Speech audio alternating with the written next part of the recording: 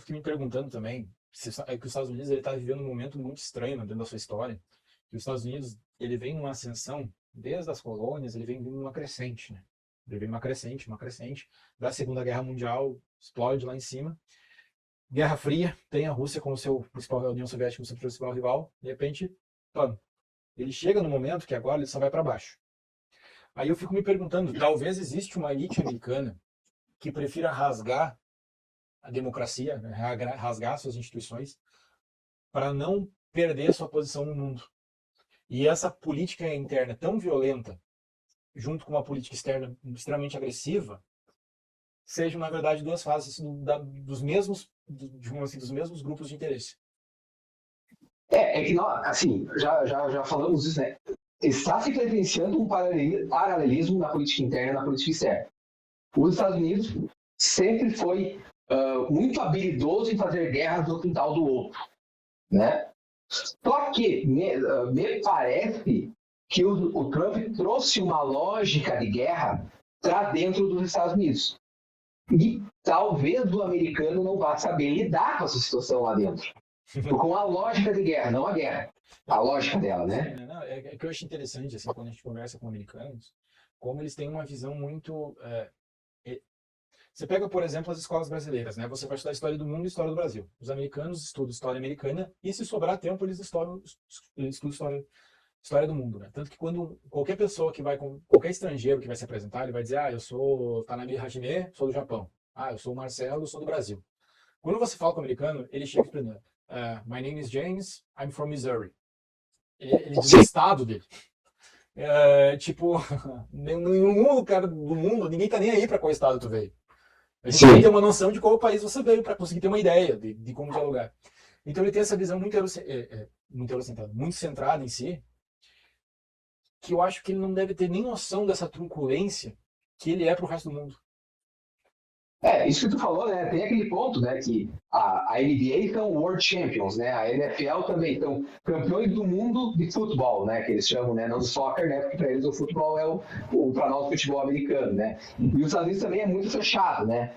O brasileiro, se ele quer andar se ele quer neve, ele vai ir para Bariloche, ele vai para a Europa. O americano não, ele vai para o Colorado. Aproveitar as montanhas. Ele vai para Malibu, para a praia. Então, nem cogita ir para o Caribe, vamos dizer assim. Ele tem, então, tudo, os Estados Unidos têm tudo deles. Ele tem a praia, tem tudo é deles. Então, eu acredito que eles não tenham mesmo, talvez, essa exata dimensão de, por exemplo, como os Estados Unidos fazem guerra, ou, por exemplo, como o próprio Estados Unidos causou o caos no Oriente Médio. E os Estados Unidos também é muito comum, né? Ele tem uma política muito grande. Ele tem sempre um inimigo ali para lidar, né? Então, eles vão alternando. União Soviética, depois se tornou uma guerra contra o terrorismo. Aí, os últimos governos não quiseram bater de frente com a China, mas o Trump colocou a China como adversário número 1 geopolítico, né? Mas agora, parece que definitivamente o Trump colocou o imigrante como um inimigo, muito claro, um inimigo a ser combatido até o último minuto. E isso é uma cultura muito forte de uma política neoliberal, que aí vem um ponto bem interessante assim. Talvez a pergunta que nós possamos fazer assim, essas políticas estão satisfazendo o mercado norte-americano? Economicamente, está dando resposta? Tem um livro de uma pesquisadora americana, Nancy Fraser, que é Capitalismo Canibal, tá? Que ela fala como que o capitalismo... Eu não gosto muito de usar esses termos porque eles já são cheios de intrínseco, assim, já tem uma pessoa... Já tem um pensamento próprio antes, mas eu estou falando assim como conceito de mercado mesmo, assim, como modelo político. Como ele tem a tendência de ele corroer as próprias bases que o sustentam, tá?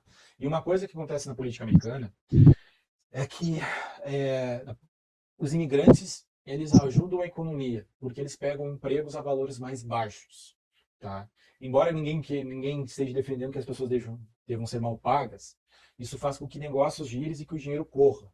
E americanos não aceitam aqueles empregos a não ser que eles recebam mais. Então, alguns negócios deixam de acontecer, algum dinheiro deixa de rodar, porque aquele cara retém o dinheiro que ele estaria gastando com o funcionário, e ele deixa de investir, e ao mesmo tempo aquele dinheiro que iria para as mãos de um funcionário deixa de rodar, a pessoa deixa de comprar, deixa de gastar.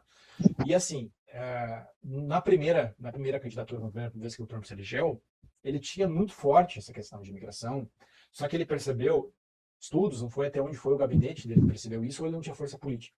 que seria um desserviço à economia americana remover os imigrantes. Eu estou dizendo que não deveria ter um controle. Tá? Mas se você começa a tirar os imigrantes, você começa a prejudicar a economia. E isso não se restringe simplesmente aos Estados Unidos. Você tem, por exemplo, o caso da Europa. A Europa, eles tiveram que decidir o que os europeus fizeram. O brasileiro é um bom imigrante, tá? Porque o brasileiro ele se adequa muito à cultura, ele absorve muito a cultura local. O muçulmano não é um bom imigrante. Ele tem a própria cultura, ele mantém os próprios... É uma forma de vida muito diferente da europeia. A gente tenta adotar os padrões europeus, mesmo quando não é conveniente. E os Estados Unidos estavam nesse limbo. Eu sinceramente achei que eles tinham até superado essa questão. E aí, pelo jeito, não, né? Pois o papel dos imigrantes, né, numa sociedade, primeiro, a migração, ela é um fenômeno capitalista. Por que ela é um fenômeno capitalista? Desculpa. Ela acaba sendo um fenômeno capitalista porque grandes potências destroçam países menores e esses países menores, você vê a população desses países menores, que não são potências, que estão em crise, você vê obrigada a buscar países mais prósperos para encontrar seu sustento e sobreviver. Por isso que, inclusive, a migração seria um direito fundamental, que lá atrás, quando nós vivíamos de coleta e caça, né? Quando um rio secava, eu tinha que levar o meu grupo de amigos lá, de familiares, etc., para ter um outro rio, porque eu precisava de água potável. A lógica ela continua sendo a mesma, só dentro do capitalismo. Parafraseando, já complementando, está falando, parafraseando um escritor norte-americano chamado Mark Twain, hoje não é tanta apropriação de terra ilegal ao longo do globo que não existe um único pedaço de terra que está nas mãos do seu dono original. E é um americano falando isso. Sim, houve uma espoliação, né, nesse sentido. Então, esse migrante ele vem para um país para alimentar uma economia baseada em subempregos. Porque o trabalhador norte-americano, ele é caro. Porque ele tem, entre aspas, muitos direitos. Não que haja direitos suficientes para haver muitos e poucos, mas ele é um cara que custa muito caro. E essa população vem para absorver empregos que o americano não quis. Tanto que, e isso é uma prova absoluta, que é o seguinte: quando o Trump enrijeceu, num primeiro momento, não se imaginava que ele ia chegar a cometer o uso de força letal contra um cidadão norte-americano. Ninguém imaginaria que chegaria nesse ponto. Mas teve um momento que, por exemplo, um bairro latino em Nova York foi esvaziado. Aí eles estavam fechando o quê?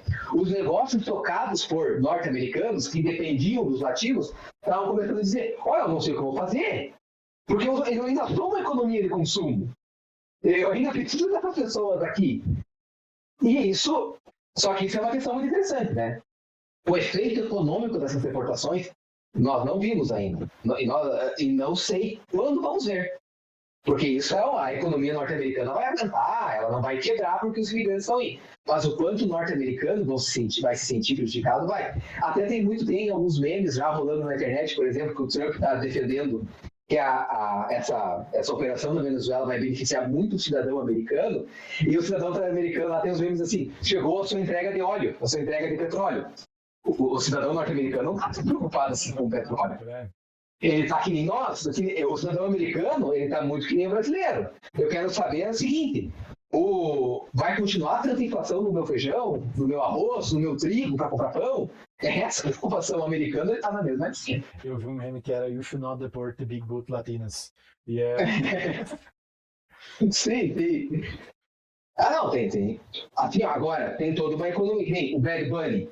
Né? O Bad Bunny é o cara que foi selecionado para cantar no Super Bowl. E a propaganda do Super Bowl que ele divulgou esses dias, ou talvez até hoje, ela é uma propaganda 100% latina. Todas as séries contemporâneas, os TV shows, né, os seriados, estão com algum personagem latino. Inclusive, em algumas séries, ele está deslocado. Tu vê a inclusão dele meio forçada. Mas está havendo uma questão cultural ali de se apropriar. Então, nós até temos o que nem no Modern Family, uma versão um pouco estereotipada ali, mas há uma inclusão. E também tem uma coisa